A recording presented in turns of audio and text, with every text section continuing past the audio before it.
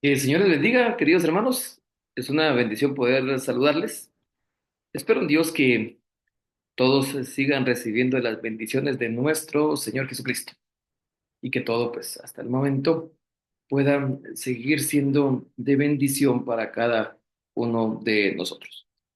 Continuaremos con el curso que estamos viendo de teología y posmodernidad y hoy pues, vamos a introducirnos a la clase número 3 de este curso, ¿verdad? Eh, en la semana, ustedes, los estudiantes de Kernel Global Mission Guatemala, tuvieron que haber leído en el libro que están utilizando para hacer la tarea de Cristianismo y por Modernidad de Lucas Magnin, los temas la pregunta eterna y Your Own Personal Jesus, ¿verdad? Eh, y haber colocado su reporte de lectura. Quienes lo hicieron, pues ahí les puse yo algún tipo de comentario, les puse la puntuación que corresponde, ¿verdad? Pero eh, en las lecturas que hicimos, haciendo un breve resumen de lo que ustedes ya leyeron, es bien interesante lo que dice Lucas Magnin con relación a la pregunta eh, eterna. Y es que se nos recuerda que em, la sociedad se ha estado preguntando quién es Dios realmente. ¿Es un concepto antiguo? ¿Una forma abstracta? ¿Será que es, como dicen algunos, solamente una creación de la mente? ¿Un fruto de intelecto débil? ¿O como lo pone en ejemplo el propio Lucas Magnin, el ejemplo de lo que dijo en su momento Lennon de los Beatles? ¿Será que es una estrategia que fabricamos para sobrellevar el dolor o nuestra falta de sentido? Porque en el mundo que vivimos, en un mundo muy secularizado, eh, eso es lo que nos hacen creer que es nuestro Dios, ¿verdad? Pero conforme pasa las líneas de este tema, Lucas Magnin nos habla de muchas cosas interesantes, como por ejemplo, que en la historia los cristianos hemos mostrado una tendencia muchas veces a ir convirtiendo nuestros hábitos, nuestro contexto cultural en la teología como tal. Y entonces cuando nos preguntamos de quién es Dios, nosotros mismos vamos haciendo a un Dios de acuerdo a lo que nosotros mismos hemos creado, a lo que nosotros mismos hemos traído. Y ese es el fruto de la posmodernidad actual, que al final, pues al parecer, muchos han creado a un Dios eh, de acuerdo a su propia necesidad, de acuerdo a lo que ellos mismos creen. Y entonces, eso, nuestros hábitos, nuestras imaginaciones, lo hemos creado en nuestra propia teología. La Reforma Protestante reveló abusos de la iglesia medieval, ¿verdad? En torno a interpretaciones eh, que no eran bíblicas. Y entonces se nos, se nos hace a que volvamos a la Biblia como tal. Y es algo muy importante. A pesar de eso, pues eh, pareciera que hay el mundo de subjetividad en que vivimos hace que no recurramos a la Biblia constantemente, sino que creamos en lo que otros nos dicen que es Dios. Y, y sabemos de lo sucedido, de lo trágico fue en la época medieval cuando habían abusos de parte de la iglesia de, eh, en contra de, de los fieles por no acercarse a la Biblia, pero en la actualidad pareciera que no hemos aprendido, porque en esta posmodernidad seguimos siendo alejados de la Biblia y hay muchos que hacen caso a lo que alguien más les indica, viviendo en ese mundo subjetivo en el que estamos. Entonces, pues lastimosamente pasa de esa misma manera. En el siguiente tema, viene alineado con este otro, en el You o Personal Jesus, pues al final se nos habla de que definitivamente Jesucristo es el centro del cristianismo, ¿verdad? Todo fluye en Él. Nosotros los cristianos nos debemos de a Él, aunque muchas veces pareciera que nuestra religión se vuelve un poco más humanista, pero el cristianismo se basa en Jesucristo, ¿verdad? Nuestro centro absoluto de nuestra fe es Jesucristo. Él debiera de ser. Pero de acuerdo a lo primero que hablamos, pues pasa esto. Pareciera que de acuerdo a nuestra cultura, de acuerdo a nuestra necesidad, vamos moldeando a un Jesucristo del cual nosotros creemos. Eh, Muchos grupos de cristianos, pues, describen a un Jesús de acuerdo a lo que ellos mismos han entendido, ¿verdad? Y es interesante el mundo de respuestas que cada quien tiene dependiendo de la doctrina a la que crean, del grupo denominacional al que ellos estén, en nuestro ambiente tan variado de cristianismo. Y es que a lo largo de la historia, la iglesia se ha inclinado repetidas veces a pintar un Jesús que armoniza directamente con el espíritu de su época. Y aquí comienza a haber una reflexión bien importante para nosotros, porque ese es el sentido del curso de teología y posmodernidad, el el entender, si quisiéramos verlo de esa manera, las modas de la posmodernidad, la forma de vida de la posmodernidad. Por supuesto que hay cosas buenas, pero también hay cosas malas. Y evaluar entonces si no está interfiriendo ese sentido de la posmodernidad en nuestra manera de hacer religión. Y de acuerdo a lo que dice Lucas Magnin en estas líneas, si no estamos inclinándonos a pintar una imagen de Jesús armonizado con el espíritu de la época en la sociedad en la que vivimos. Y estamos haciendo a un Jesús como es. Algunas cosas que recuerdo en este momento que se me vienen a la mente con relación a la época en la que vivimos, una época de mucho consumismo, una época plagada de hedonismo, en donde cuando hablamos de hedonismo recuerde que se busca constantemente el placer para el ser humano, ese es el hedonismo. Y entonces tenemos que tener cuidado si la religión actual tampoco está ligada a ese tipo de conceptos, ¿verdad? Y no está haciendo un Jesús acá. Y pareciera que sí, muchos movimientos religiosos, pues pareciera que tienen o que buscan o que se les pinta un Jesucristo que va a cumplir todos sus deseos, que va a cumplir lo que anhela hacer, lo que quiera tener, y le pintan a un Jesucristo que le va a ayudar para su vida de consumismo. Y entonces por obvias razones, pues tenemos que tener cuidado con ello, ¿verdad? Es un brevecito resumen de esas lecturas que usted tuvo que haber hecho y seguramente usted aprendió muchísimas más. Leí por ahí algunos de los resúmenes que hizo, hicieron algunos que fueron definitivamente bastante interesantes. Nos metemos específicamente al concepto de la clase de hoy y como estamos pues en el inicio de la misma, en las primeras clases, apenas la tercera clase de este curso. Pues hoy vamos a ver un poco sobre lo que fue la modernidad en su momento, lo que fue la modernidad. Antes de meternos a más detalles en algunas cosas, hoy vamos a hacer eso, a lo que fue la cultura moderna, y se va a dar cuenta usted de bastantes cosas interesantes que encontraremos definitivamente. La modernidad, pues fue el tiempo de las grandes utopías sociales. Vamos a hablar un poquito más a detalle sobre eso, sobre las utopías sociales. Téngalo en mente.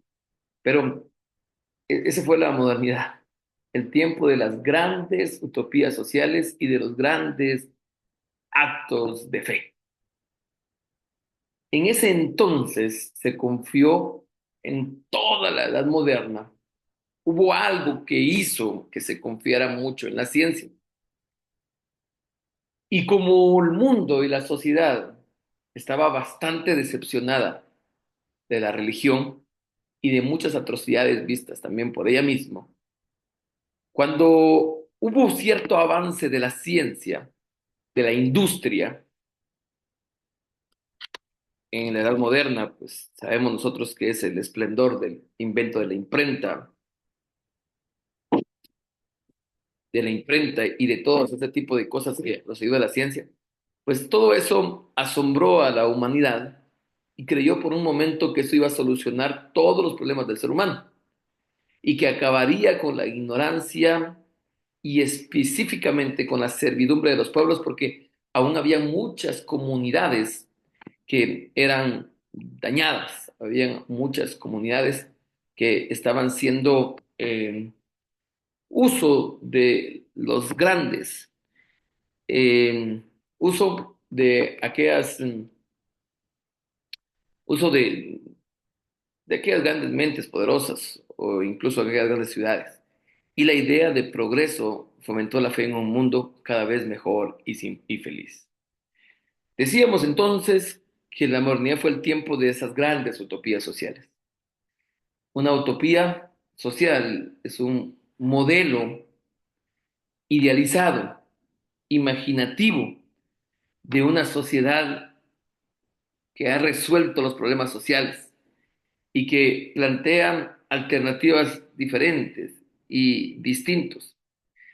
La utopía es una comunidad imaginaria que posee características ideales y que al final pues, no existe, sino que solamente son modelos a seguir. Por eso la imagen que usted ve en esa diapositiva, eso es específicamente una utopía social. Y ese fue la modernidad. Eso fue lo que sucedió con respecto a la, a la modernidad de ese entonces, ¿verdad? Algo bien interesante es lo siguiente. Eh, Todo surgió, o el concepto de utopía social surgió por un libro que escribió en 1516 Tomás Moro, ¿verdad? Tomás Moro escribió ese libro. Tomás Moro fue un abogado, filósofo, teólogo, político, escritor y poeta, traductor, profesor de leyes, ¿verdad? Este fue Tomás Moro. Y Tomás Moro en 1516 escribió el libro Utopía, un clásico universal. Posiblemente, si alguien por ahí ha tenido un poco de un paso ahí en estudios de filosofía y ha, de pronto pues ha leído este libro, el libro de Utopía. Pero en este libro, Tomás Moro imagina una isla habitada por una sociedad en donde abunda la paz, en donde no hay propiedad privada, en donde no hay nadie que tenga propiedades, valga la redundancia, propias en exceso, sino lo contrario, donde todo es común, donde todo es de todos, ¿verdad? Y ahí predomina todo. Lastimosamente, pues eso que Tomás Moro creía, pues, definitivamente no es algo que, no es un ideal que se haya alcanzado. Pues en la actualidad, esta es la pelea de los gobiernos y de las luchas políticas, pues al final los ricos se hacen más ricos, obteniendo más y más propiedades, olvidándose de aquellos que no tienen. Pero eso es lo que Tomás Moro imaginó y al final de todo, pues eh, ese fue el libro que él tuvo. Hay algo bastante interesante y creo que usted se vaya a dando cuenta. Este libro que se hizo muy reconocido es escrito en el inicio de la modernidad, en el inicio, ¿verdad? La modernidad va a ser, la modernidad va a tener un auge muy importante ya vamos a verlo conforme vaya pasando la clase. Pero la modernidad va a tener un denominador común, el deseo de la libertad y sobre todo de poder desprenderse de aquellos que hacían de otros sus súbditos. Y entonces es donde se da el inicio de ese tipo de movimientos, de ese tipo de ideas, como la utopía social de Tomás Moro, en donde se desea y se anhela que comiencen a existir estas comunidades imaginarias en donde todos son iguales, en donde nadie tiene más que otro. Vamos a llegar al momento que también aquí en la modernidad vamos a encontrarnos con Karl Marx. Obviamente usted sabe de él, ¿verdad? Fue tan reconocido que pues, es el iniciador de un movimiento político y en el cual muchos ideales de gobierno basan sus posturas, sus deseos, sus anhelos en lo que él dijo. Pero era algo definitivamente similar a esto, a un bien común para todos, donde no haya rico, no haya pobre. Karl Marx específicamente lo hacía en una cuestión de empleador-empleado, pero era eso, específicamente. Y eso es algo muy común que se dio aquí en la modernidad y que comienza a darse acá. Definitivamente, pues cansados de la situación de la sociedad en la que ellos vivían, el dolor que ellos mantenían. Aquí en la modernidad había una característica fundamental y es la creencia de que todos los seres humanos eran idénticos entre sí, ¿verdad? Esa era una característica muy importante, muy importante. Segunda característica, comprendería el romanticismo hasta la crisis del marxismo, ¿verdad? Y en esa misma época, pues se cambia el concepto de hombrear el de la historia, ¿verdad? Y aquí es donde viene la situación del marxismo, ¿verdad? No se olvide usted, pues, bueno, no es una clase social, no es una clase política, no es una clase económica, pero es parte de lo que se vivía en la modernidad.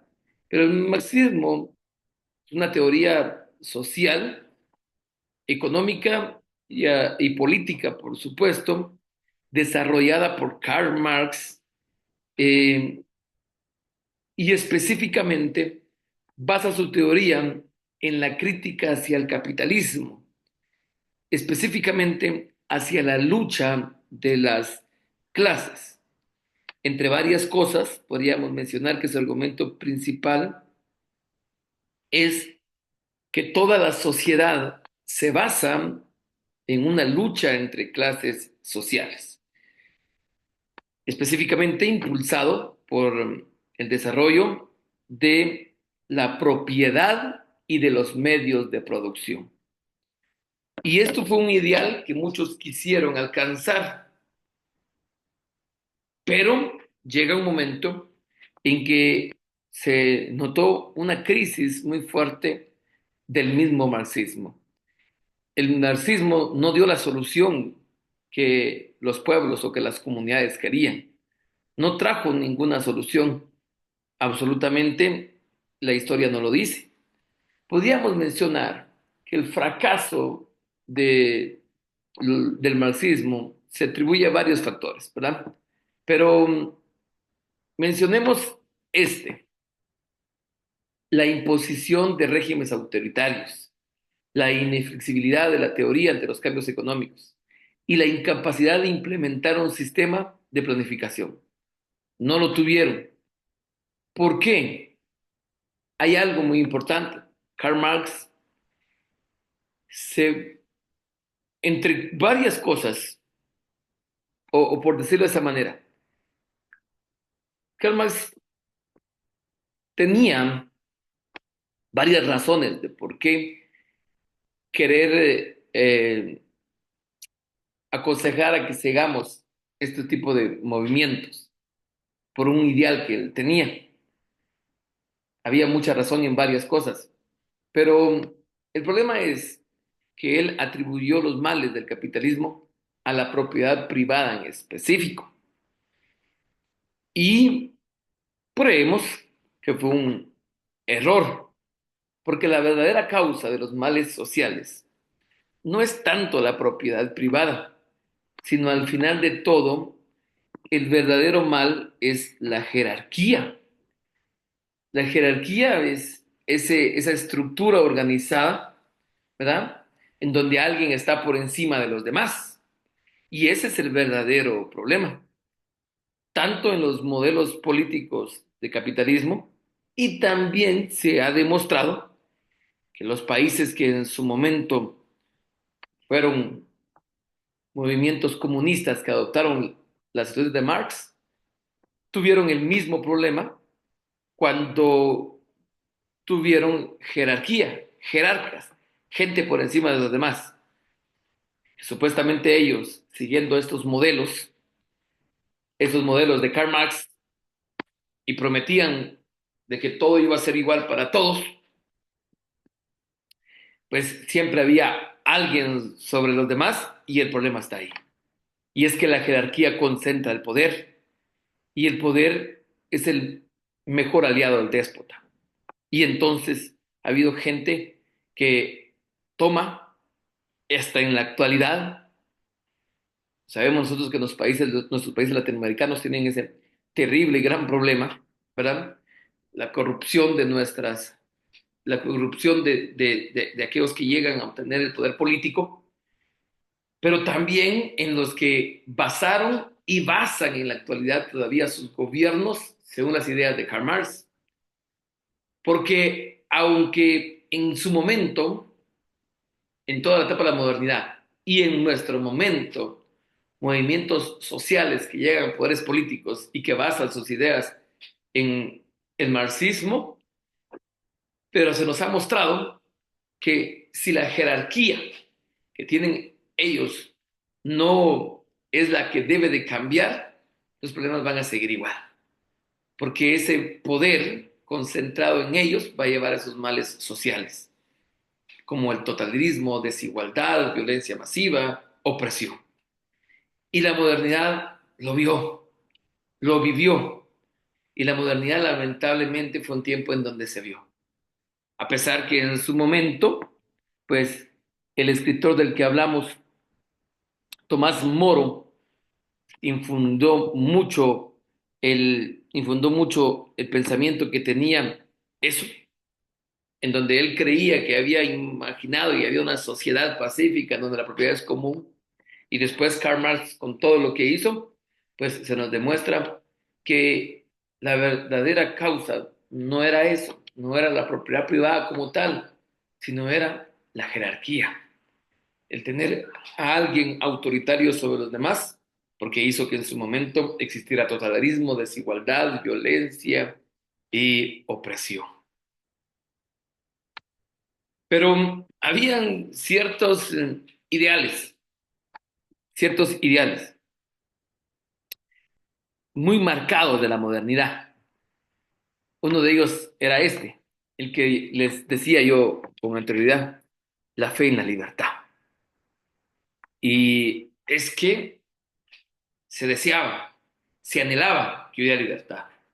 Al inicio de la propia modernidad, pues el nuevo mundo, toda el área en que vivimos acá en América, había sido colonizado.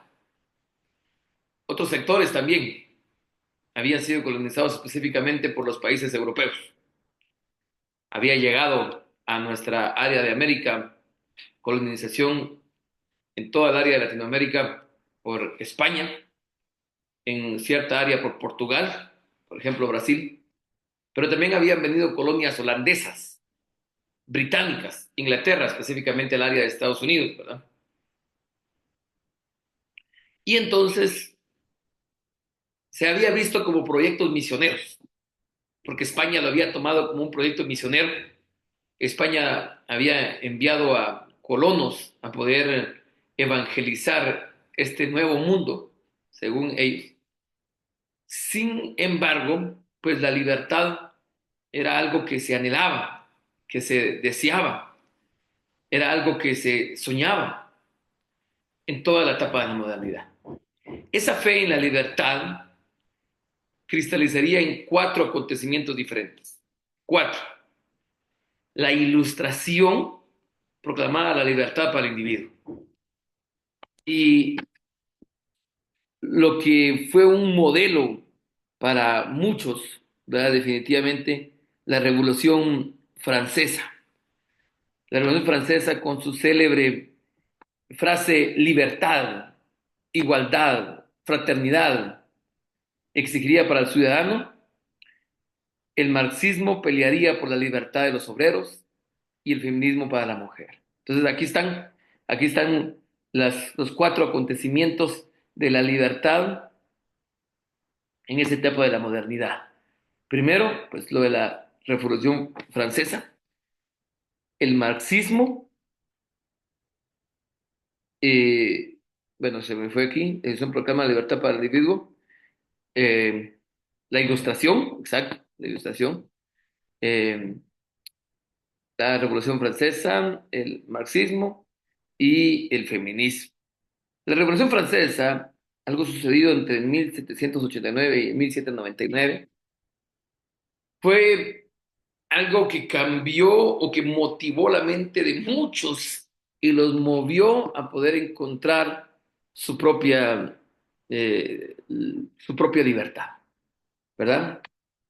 Poco tiempo después, muy poco tiempo después, es que se da la independencia de la mayor parte de países en América Latina.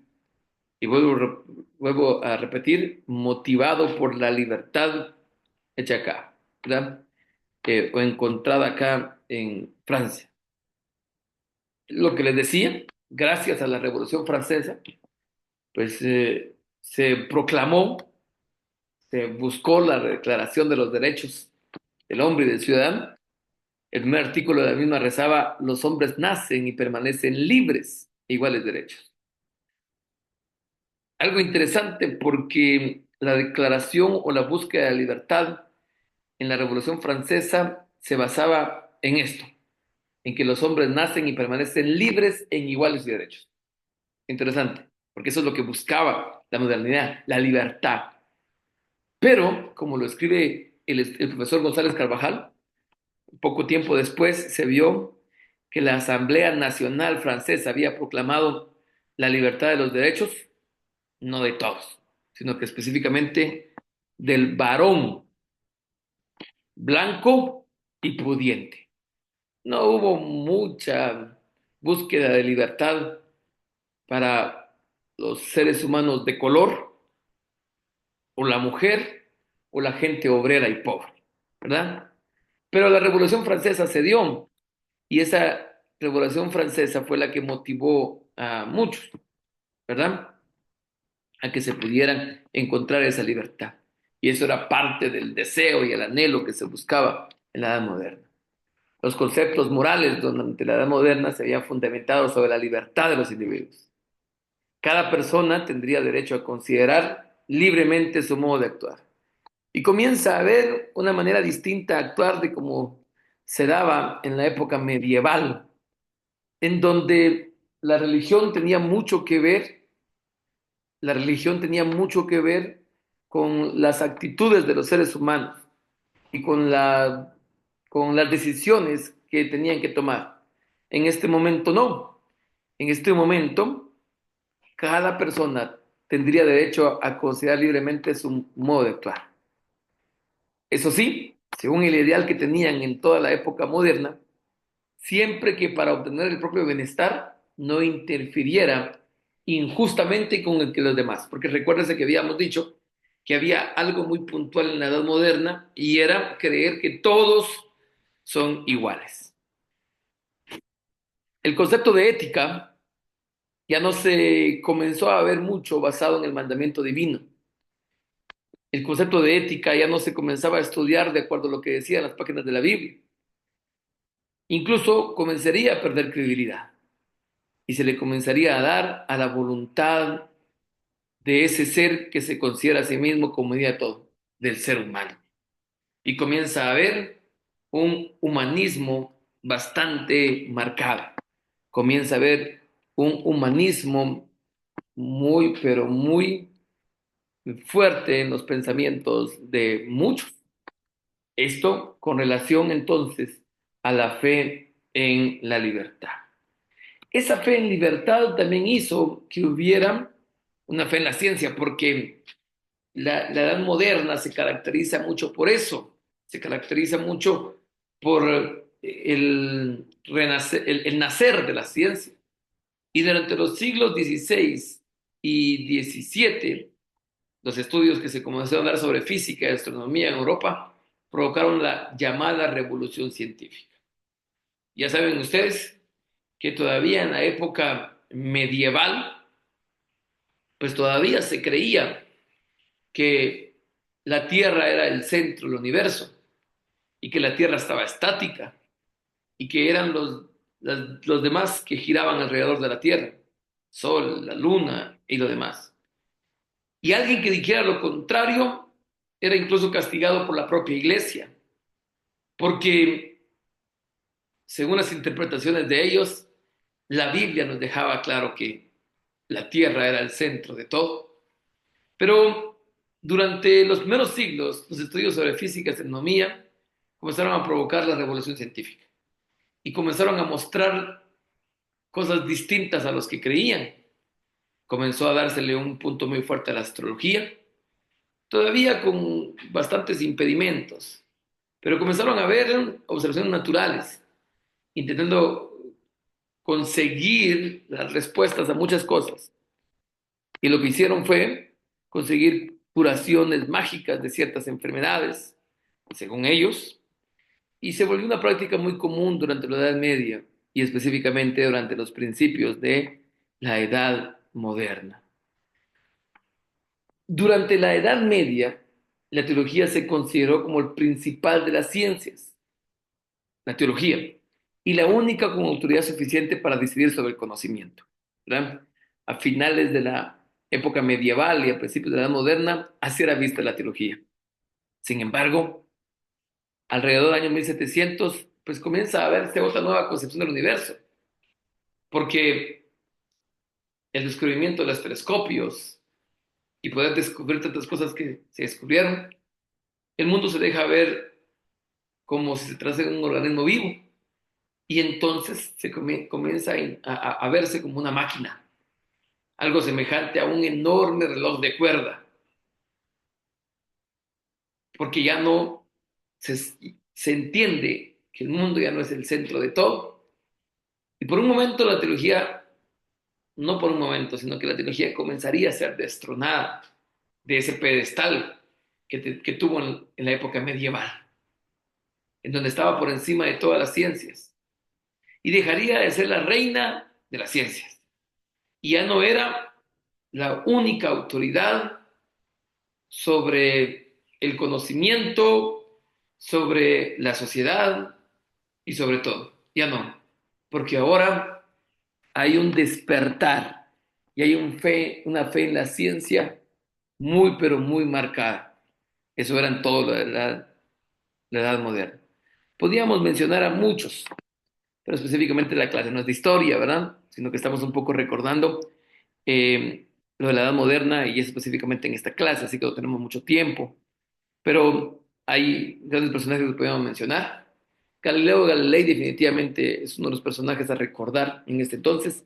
Se atrevió a luchar e ir en contra de lo que la iglesia creía y a decir que la tierra se movía.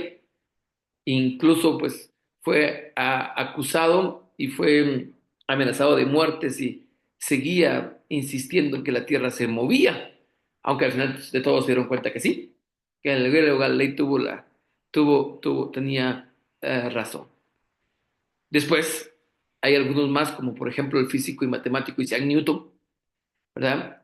Creyente de Dios, pero con sus trabajos sobre las leyes del movimiento trajo una imagen y trajo cierto conocimiento de lo que es el universo.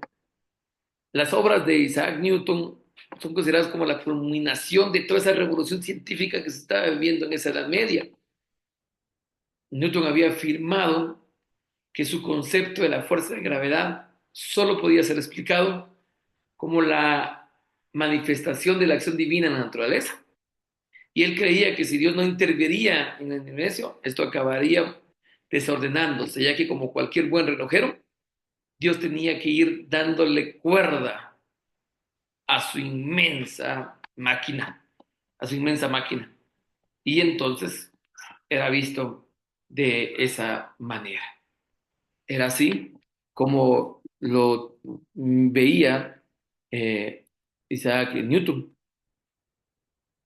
Entonces, una manera de poder recordar las cosas positivas que se vivieron en la edad moderna, porque definitivamente hay muchos, no debemos de caer en el error de pensar que todo el progreso y la ciencia europea fue gracias a la reforma protestante, porque hubieron más factores sociales que intervinieron para que ese proceso sucediera, factores como políticos y económicos.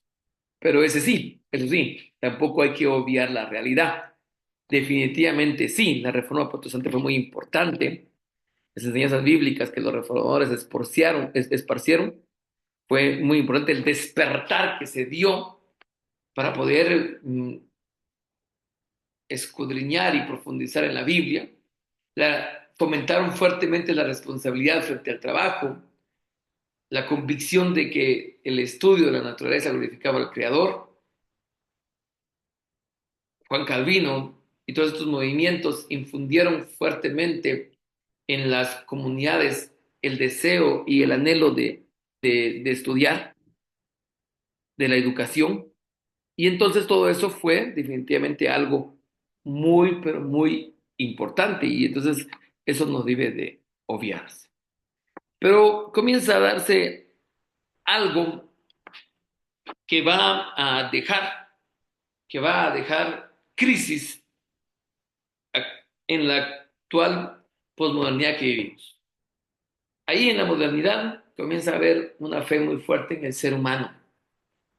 En el año 1750 la Academia de Dijon concedió un premio a un ensayo presentado por el filósofo suizo Jean-Jacques Rousseau. ¿De qué se trataba el ensayo?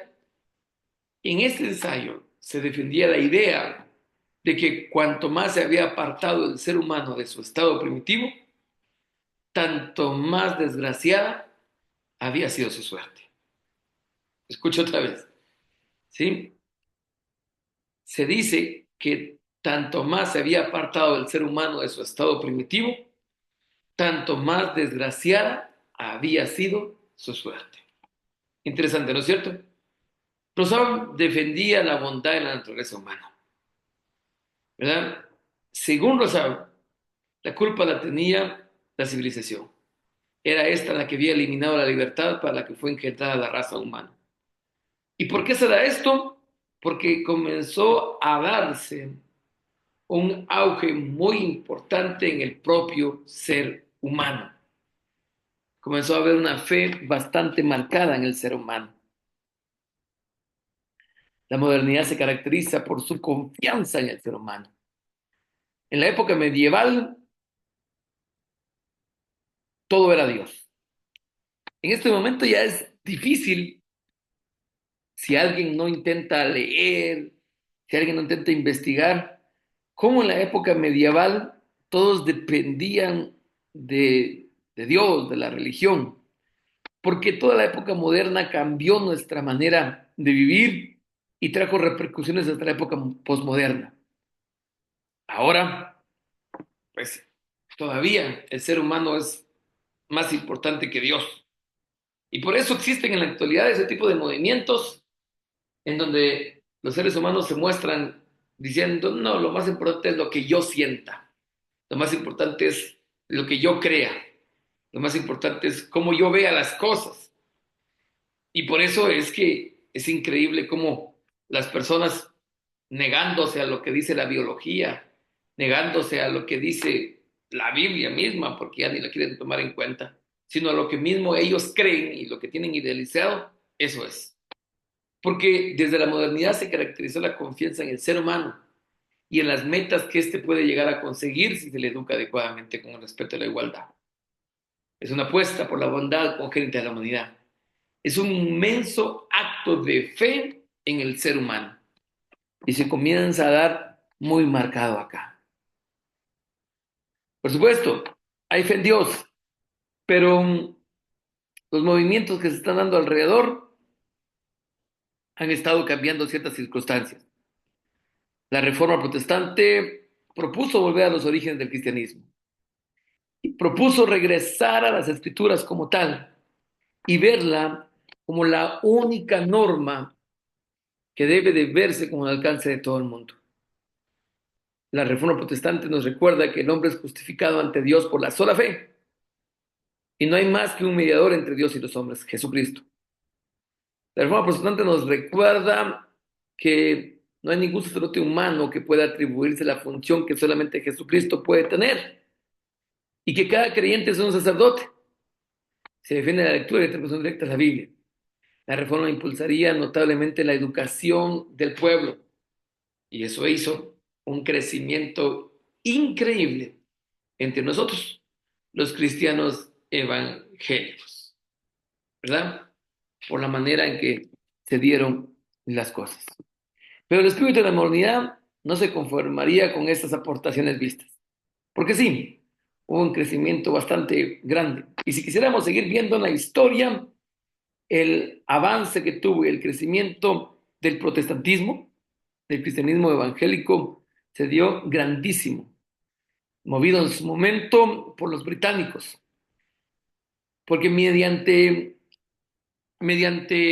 los países como España, pues están llegando a América Latina y están colonizando, pero también evangelizando e imponiendo la religión, pues los países que están iniciando con el protestantismo, como Inglaterra, como Holanda, están llegando a Estados Unidos y son ellos son ellos los que llegan, los que los colonizan, los que infunden su religión, pero a diferencia que a Latinoamérica infunde la religión católica, es a Estados Unidos infunde la religión evangélica.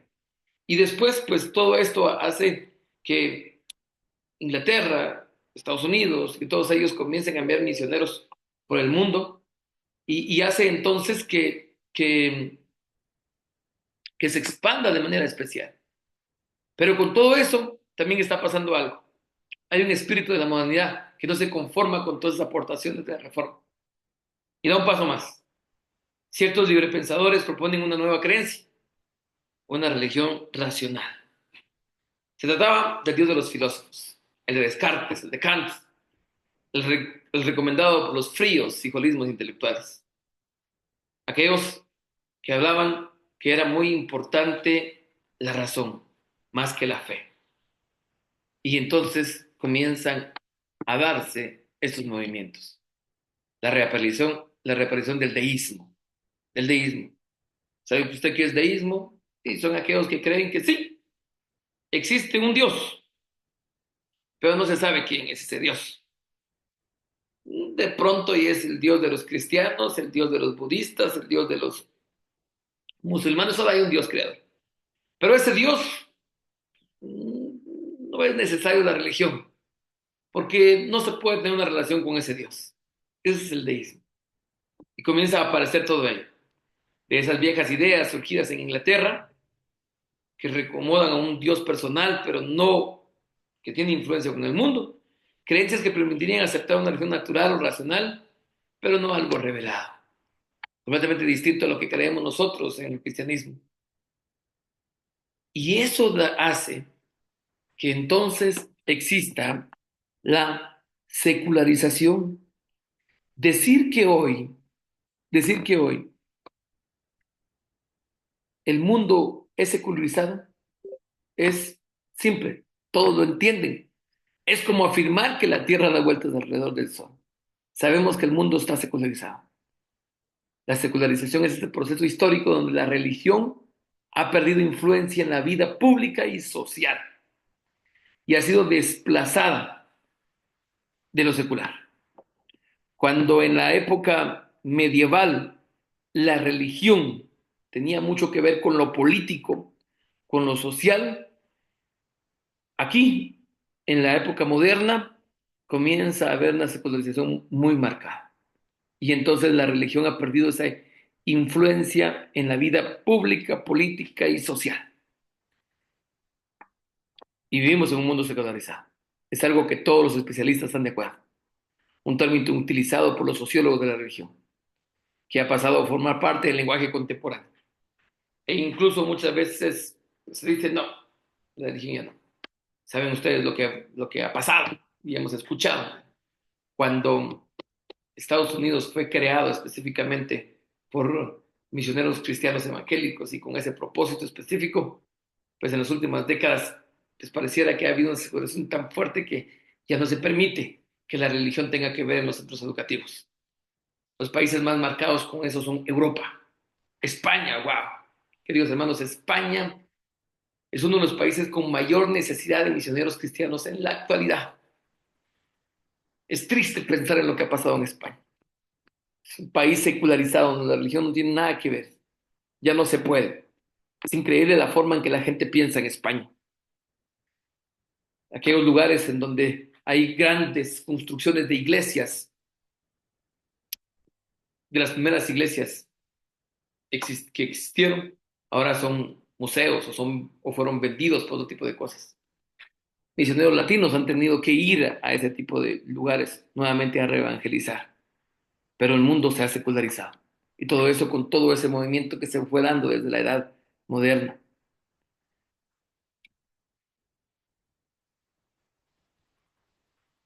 Esta página se me fue de lo anterior. Pero para poder entender un poco sobre la secularización dada, Schiner nos da un ejemplo y ha señalado hasta 6 tipos distintos dentro del campo de la investigación sociológica. Y lo resume de la siguiente manera. Primero, la secularización es el debilitamiento de la religión, es la pérdida del prestigio y de la influencia de que gozaba lo religioso.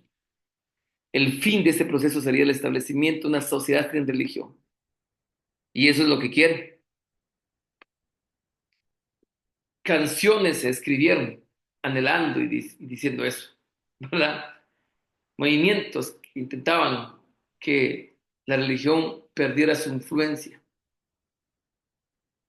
El segundo campo es que la secularización es la aceptación de este mundo. Y es que el ser humano religioso deja de estar exclusivamente pendiente del más allá, sino que ahora está concentrado más activamente en este mundo.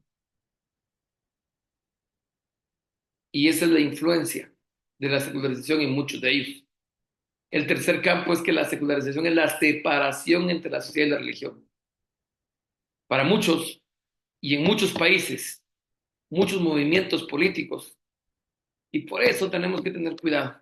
Por eso los cristianos debemos de saber, um, la clase no es de política, pero debemos de saber a qué movimientos políticos poder apoyar. Porque para este tipo de movimientos, la sociedad no necesita la religión, la sociedad subsiste y no necesita de nada relacionado a la religión. ¿Sí? Esta religiosidad íntima ya no influye en las conductas sociales y ya no la necesita para poder tomar decisiones. Y entonces, principalmente en nuestros países de América Latina ahora está lleno de gobiernos con este tipo de pensamientos. Cuarto campo, la secularización es la transposición de creencias y actividades desde lo divino a lo humano. ¿Cómo así? La sociedad asume todas aquellas actividades que antes realizaban las religiones. Las ideologías políticas ofrecen visiones del mundo según el cristianismo. Ya no se necesita a la religión. Ahora la misma sociedad lo puede hacer. Los mismos ideales políticos lo hacen. Antes la religión daba principios morales y éticos de formas de vida, cómo hacerlas, ¿verdad? Antes decía, la iglesia dice esto, la Biblia dice lo otro. Ahora no se necesita. Es la sociedad. Son las ideologías políticas las que nos dicen qué hacer. Quinto, la secularización es la desacralización del mundo. Antes éramos una sociedad sacra. Ahora el cosmos pierde su carácter mítico sagrado y se transforma en un objeto de estudio para la ciencia. Este proceso culmina con la exclusión de lo sobrenatural, ¿verdad? Somos nosotros los cristianos los que creemos continuamente en lo sobrenatural, pero el mundo, la ciencia, ya no, ya no lo cree. Solamente es un objeto de estudio, todo lo sobrenatural. Y por último, la secularización es el paso de una sociedad secularizada a una sociedad secular. El final de este proceso será una sociedad abierta permanentemente al cambio y movida solamente a concesiones raciales. Y ese es el objeto del estudio, de que entendamos todas estas cosas nosotros, para saber a dónde nos movemos. Con la separación entre la iglesia y el Estado. Muchas sociedades han descubierto que no necesitan la tutela de lo religioso para conducirse social y políticamente. Esto resulta obvio hoy. Y sabemos que nuestros países ya no van caminando con la religión. Pero eso era impensable hace algunos años. Un ejemplo claro de este proceso seculador. La libertad religiosa ha demostrado que no es imprescindible tener la misma religión para poder convivir. Basta con ponerse de acuerdo con normas básicas de conducta social y ya. ¿Cuál es mucho de lo que se promueve en la actualidad? No se necesita ser religioso o ir a una iglesia para ser una buena persona. Y muchos creen y dicen, sí es cierto, ¿verdad? Han habido muchos humanistas o han habido varios humanistas en el poder de varios países de Latinoamérica. Y todo eso, porque los que llegan a cierto poder ayudan a ir desplazando los conceptos religiosos. Todas aquellas atribuciones que antes tenía la iglesia de legitimar y asesorar a los soberanos han pasado a esa sociedad. Ya no se da así.